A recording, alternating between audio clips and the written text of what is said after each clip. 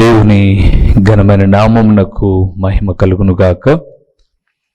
మన ప్రభువును రక్షకుడునునైన యేసుక్రీస్తుల వారి యొక్క ప్రశస్తమైన నామంలో దేవుని పరిశుద్ధ పాద సన్నిధిలో దేవుని విలువైన మాటలు వినుటకు కూడి ఉన్న దేవుని ప్రియబిడ్డలైన మీ అందరికీ కూడా ప్రభు అయిన యేసుక్రీస్తు పేరట శుభవందనములు తెలియచేయచ్చు ఉన్నాను.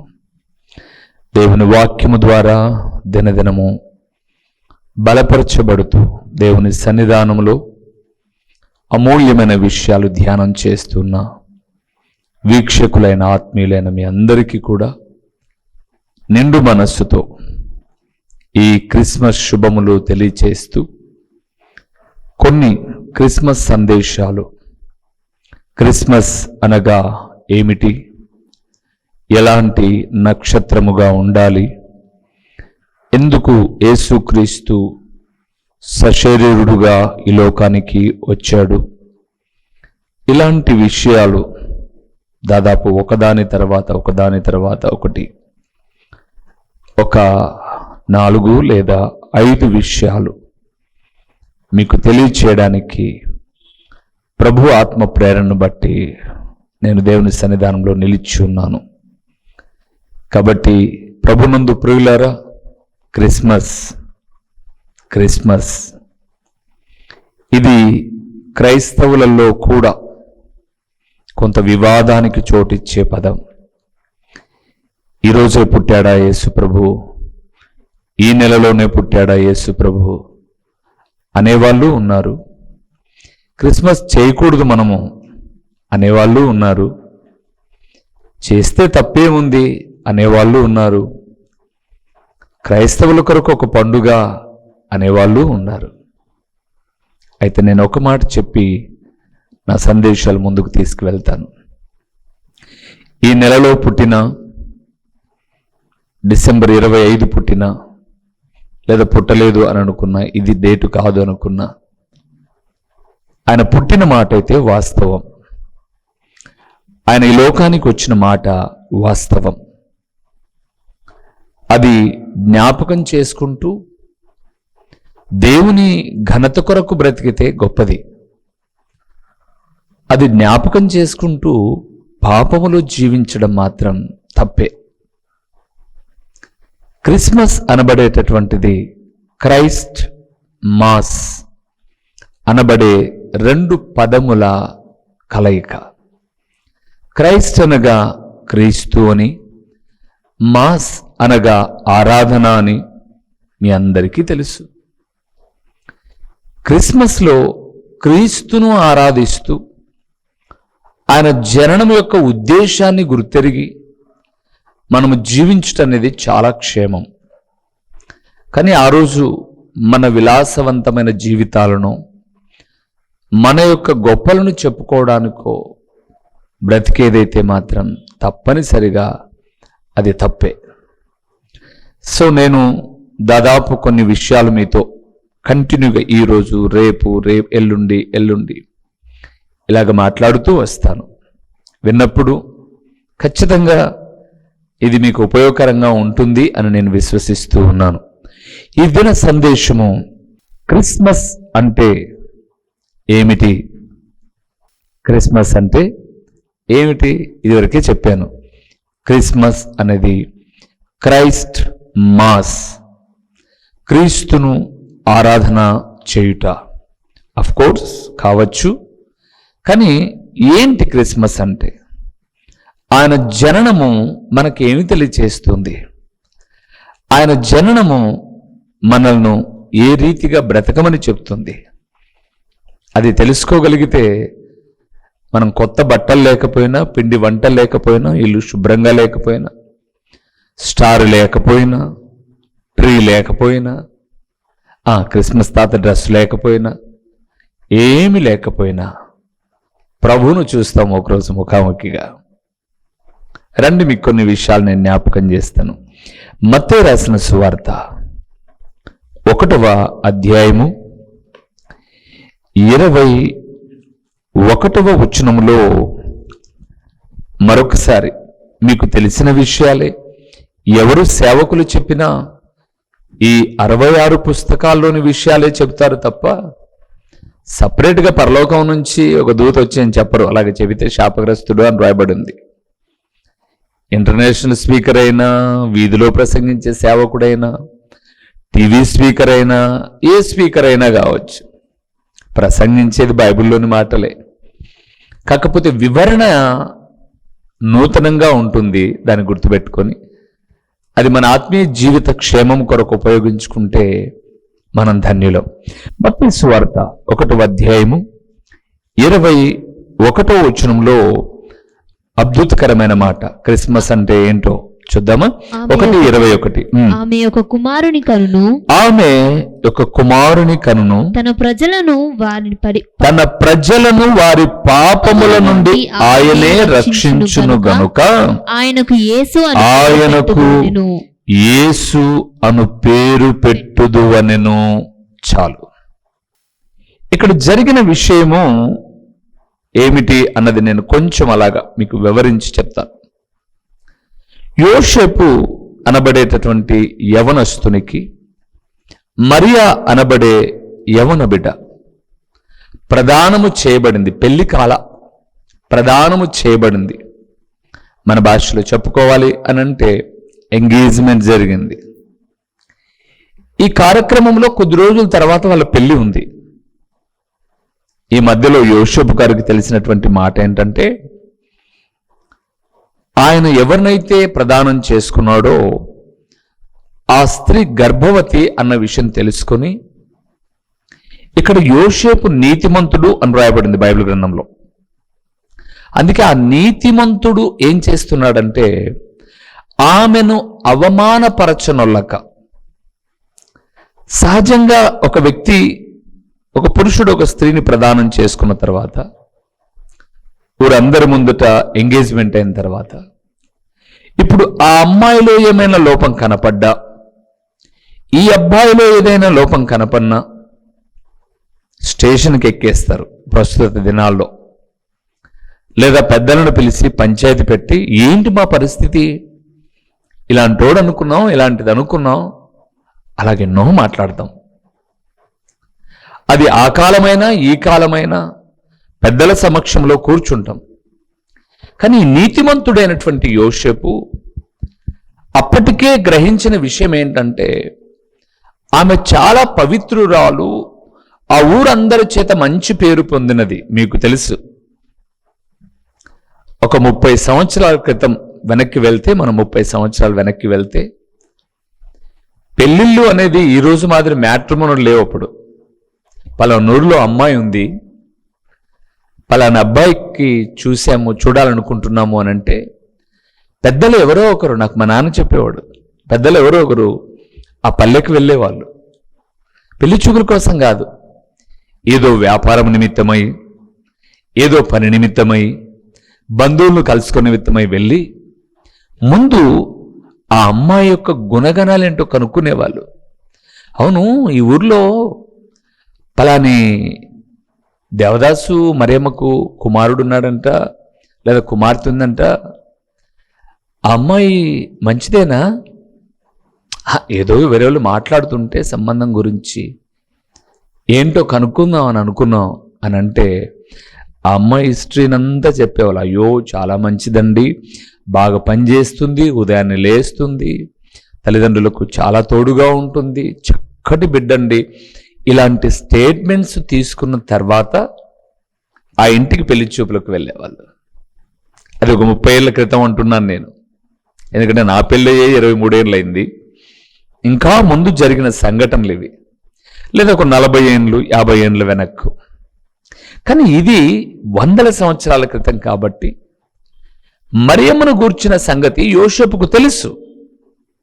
అందుకే ఈయన నీతిమంతుడు, ఆ అమ్మాయి కూడా నీతిమంతురాలు.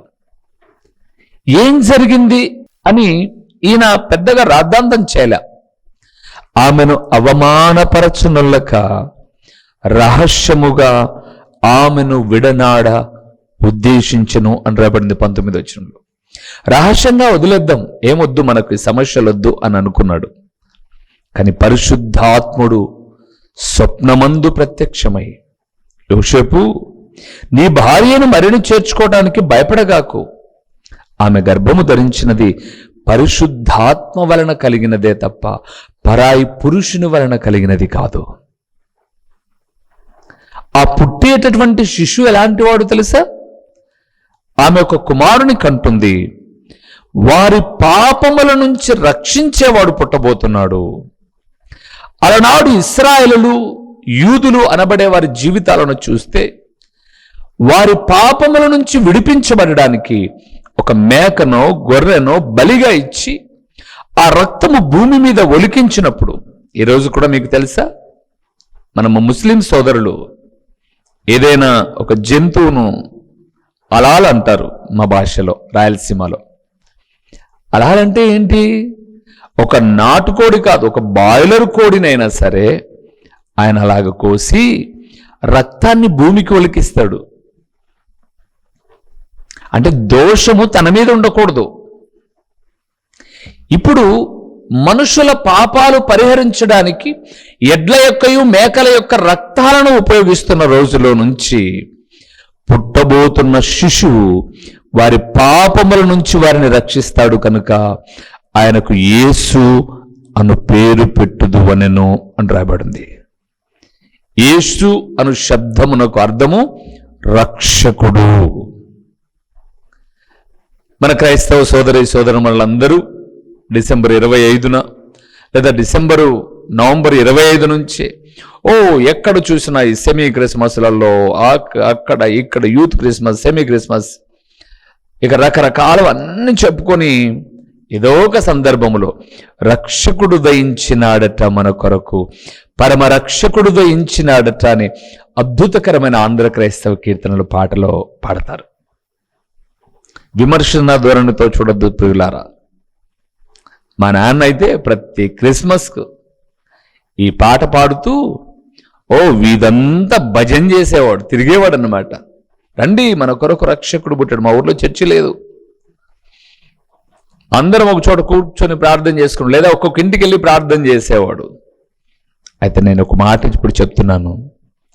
క్రిస్మస్ అంటే క్రీస్తు జననము ద్వారా, రక్షకుని ద్వారా పాపముల నుంచి రక్షించబడడం. ఈరోజు క్రిస్మస్ చేస్తున్నటువంటి ఓ సహోదరి సహోదరుడా, కొత్త బట్టలు కొనుక్కుంటున్నావు, పిండి వంటలకు సిద్ధపడుతున్నావు, ఇంటిని శుభ్రపరుచుకుంటున్నావు, గుడ్.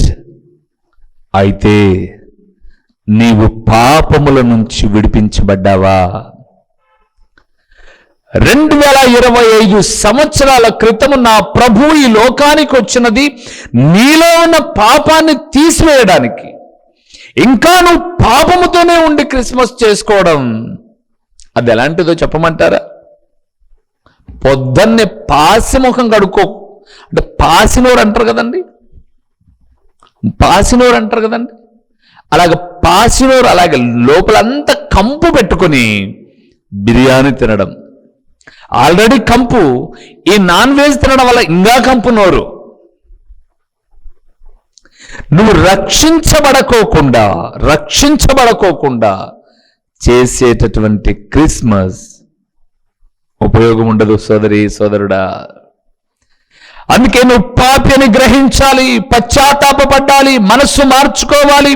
యేసుక్రీస్తు దేవుని కుమారుడని విశ్వసించి ఆయన నీ కొరకు నా పాపములు తీసివేయడం కొరకు వచ్చాడని నువ్వు విశ్వసించి నీటిలో సమాధి చేయబడి క్రీస్తులో లేపబడి ఆయన కొరకు జీవిస్తే డిసెంబర్ 1 రోజు కాదు, 25 రోజు కాదు పండగ, నీ జీవితం అంతా పండగే. లేకపోతే 1 రోజు పండుగ, మిగతా రోజంతా దండగా ఎండగా. ఏది మేలంటారు? మన పాపముల నుంచి విడిపించబడి ప్రభువును ఆరాధన చేయడం. అందుకే మత్తయి సువార్త 1:21లో యేసుక్రీస్తు మన రక్షణ కొరకు పుట్టిన వ్యక్తి. మనం ఇంకా రక్షించబడకోకుండా క్రిస్మస్ హ్యాపీ అనంటే లాభం ఏముందంటారు? రక్షణ. రెండవది చూద్దాము. రోమీయులకు రాసిన పత్రిక 5వ అధ్యాయము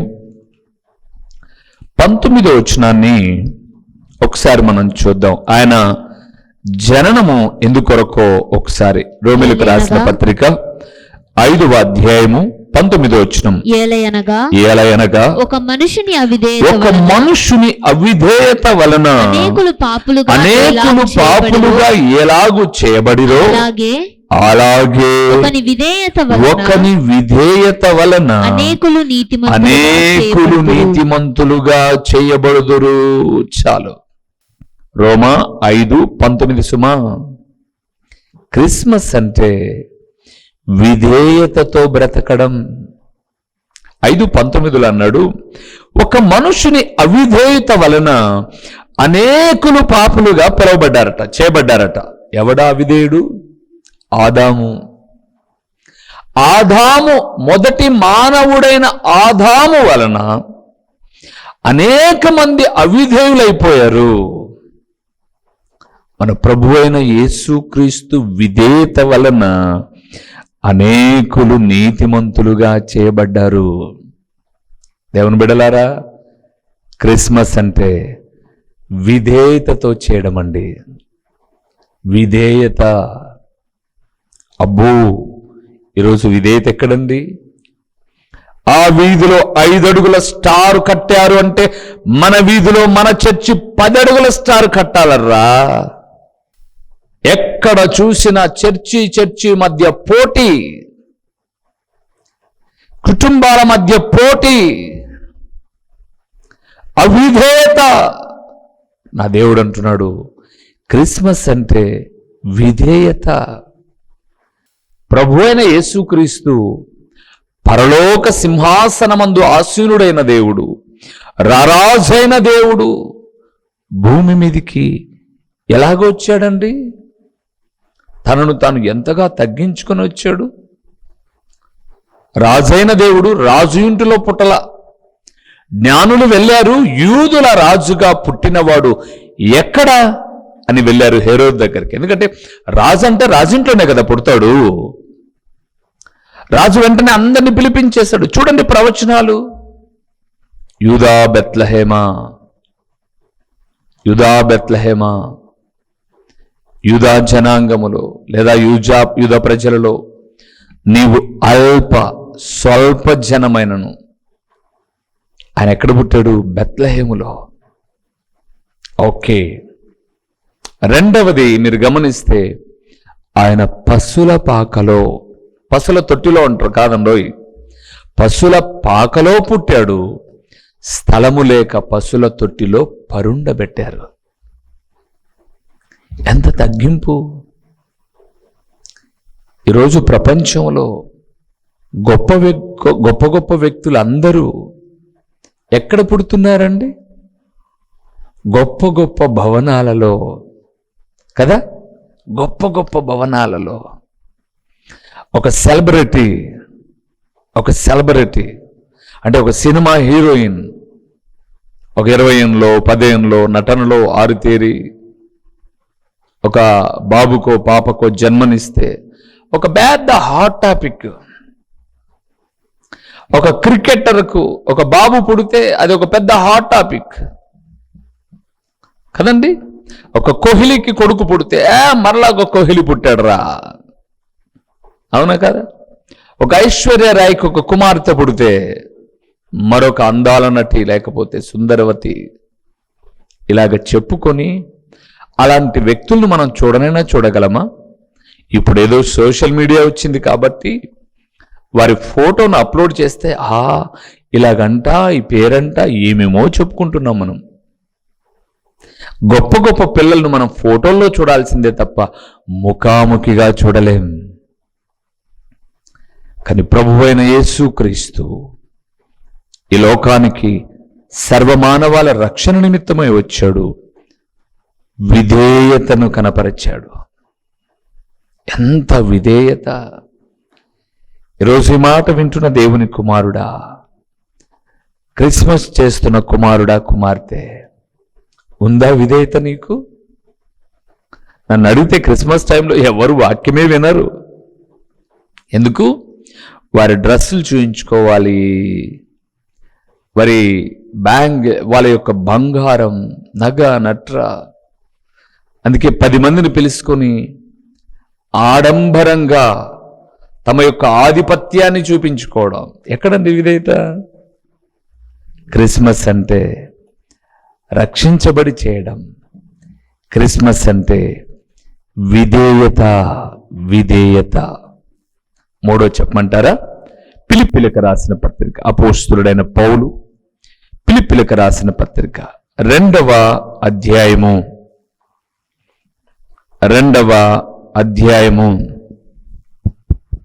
6-7 వచనాల్లో ఉన్న దేవుని వాక్యాన్ని మనం చూద్దాం. 2వ అధ్యాయం 6-7 వచనాలు. ఆయన దేవుని స్వరూపము కలిగిన వాడై ఉండి దేవునితో సమానముగా ఉండుట విడిచిపెట్టకూడని భాగ్యమని ఎంచుకొనలేదు గాని మనుషుల పోలికగా పుట్టి దాసుని స్వరూపమును ధరించుకొని తన్ను తానే రిక్తునిగా చేసుకొనెను. చాలు. Empty hands. మూడోది క్రిస్మస్ అంటే త్యాగము. ఏంటి? త్యాగం. యేసుప్రభుల వారట ఆ రోజు మీరు చూసారా? ఆయన దేవుని స్వరూపము కలిగిన వాడై ఉండి దేవునితో సమానముగా ఉండుట విడిచిపెట్టకూడని భాగ్యమని ఎంచుకొనలేదు గాని. నేను చాలా మాటలు చెప్తాను కదండి. గాని అని అంటే ఏదో హాని ఉంది కదండి, ఏదో హాని ఉంది. But is a bit of poison అన్నారు ఇంగ్లీష్లో. ఆయన దేవుని కుమారుడండి, దేవునితో ఉండాలండి. ఆయన తండ్రి అయిన దేవుడి కుడిపార్శ్వమందు ఆసీనుడైన దేవుడు. కానీ ఆయన అక్కడ చూడండి ఏమంట రాయబడిందో, మనుషుల పోలికగా పుట్టి దాసుని స్వరూపమును ధరించుకొని తన్ను తానే రిక్తునిగా చేసుకొని. ఇట్స్ ఎ గ్రేట్ గాడ్ అండి. ఈయన ఇంత తగ్గింపు కలిగిన దేవుడు ప్రపంచ చరిత్రలో మీరు వెతికినా దొరకడు. ఎంత త్యాగమండి ఆయనది. ఒక ప్యూను ఎగ్జామ్ రాసి, ఏదో ఒక ఆఫీస్లో ప్యూన్గా చేరిన వ్యక్తి ఎగ్జామ్స్ రాసి పై స్థానానికి వెళ్ళిపోతున్నారు. నాతో ఒక సహోదరు ఇలాగే ఫోన్ చేసి అన్నారు నల్గొండ నుంచి, అన్నయ్య నేను ఒక పోలీస్ స్టేషన్లో జైల్లో వంట వండడానికి పనికి నియమించబడ్డాను. ఎగ్జామ్స్ రాస్తూ, ఆమె చెప్పిన మాట, ఎగ్జామ్స్ రాస్తూ నా స్థాయి పెరుగుతూ జైలర్ అయ్యానన్నా. నేను నీ వాక్యాన్ని అప్పుడప్పుడు యూట్యూబ్లో వింటాను. ఏమ్మా, వంట పని చేసుకుంటూ ఉండేదానికి జైలర్ పని ఎందుకు నీకు? అవునా? తమ స్థాయిని పెంచుకుంటున్నారు. ఒక ఆటో డ్రైవర్ తన పిల్లలను కార్పొరేట్ స్కూల్లో చదివిస్తున్నాడు. తను త్యాగం చేసి కదండి, తను కష్టపడి త్యాగం చేసి నా పిల్లలు బాగా చదవాలి, పై స్థాయికి వెళ్ళాలి, ఎవరు చేసినా పై స్థాయికి వెళ్ళాలి, ఇదే ఆశ. ఒక ఉద్యోగి, ఒక కానిస్టేబుల్, హెడ్ కానిస్టేబుల్ ఆ స్థాయి నుంచి ఇంకా ఏఎస్ఐ, ఎస్ఐ ఇలాగ పైకి వెళ్ళాలి. ప్రతి ఒక్కరూ తమ స్థాయిని పెంచుకోవడానికి ఇష్టపడుతుంటే, నా ప్రభు అయిన యేసుక్రీస్తు స్థాయి పరలోకమందున్న స్థాయి అయితే మనుషుల పోలికగా పుట్టి తనను తాను తగ్గించుకోవడానికి రిక్తుడుగా వచ్చాడండి. ఇది త్యాగం, ఇది త్యాగం. నేను అడుగుతాను, క్రిస్మస్ చేసేటటువంటి ఓ కుమారుడా, కుమార్తె, ఈ క్రిస్మస్ శుభదినాన ఏం త్యాగం చేసావు నువ్వు దేవుని కోసం? ఏం త్యాగం చేసావు? ఏమైనా చేయగలవా నువ్వు? ఒకవేళ పొరపాటుగా నువ్వు కుట్టించుకున్న డ్రెస్ ఎవరికైనా ఇవ్వగలవా? నువ్వు చేసుకున్న వంట గొప్పలకు కాకోకుండా ఒక పేదవాడికి అందించగలవా? క్రిస్మస్ శుభదినాన ఎప్పుడైనా ఒక విధవరాలకు, ఒక జత బట్టలు ఇవ్వగలవా? తండ్రి లేని పిల్లలను ఆదరించగలవా? ఏమండే, ఒక సేవకుడిగా అతిశయోక్తి కోసము కాదు, నా ప్రభు కృపను బట్టి చెప్తున్నాను. దేవుడిచ్చిన దానిలో ఇవ్వడం నేర్చుకోవాలండి, ఇవ్వడం నేర్చుకోవాలి. త్యాగం. ఓకే, నేను చెబితే అది మళ్ళా ముఖస్థుతి అవుతుంది కాబట్టి చెప్పట్లేదు. అది నేర్చుకొని మేము వెళ్తూ ఉన్నాం. క్రిస్మస్ అంటే త్యాగము చేయడం. ఈరోజు త్యాగం చేసేదేమి లేదు, కానీ అప్పులు చేసేది ఎక్కువైపోయింది, ఆడంబరాలు చేసేది ఎక్కువైపోయింది, లోకంలో అన్యాచారాలు చేసేది చాలా ఎక్కువైపోయింది. ఇదేనా క్రిస్మస్ అంటే? క్రిస్మస్ అంటే పాపముల నుంచి విడిపించబడడం, క్రిస్మస్ అంటే విధేయతతో బ్రతకడం, క్రిస్మస్ అంటే త్యాగము చేయడం. ఇంకో మాట కూడా చెప్పమంటారా? మత్తయి సువార్త 1వ అధ్యాయం చదివి ముగిచ్చేస్తాను. 23వ వచనాన్ని చూద్దాం.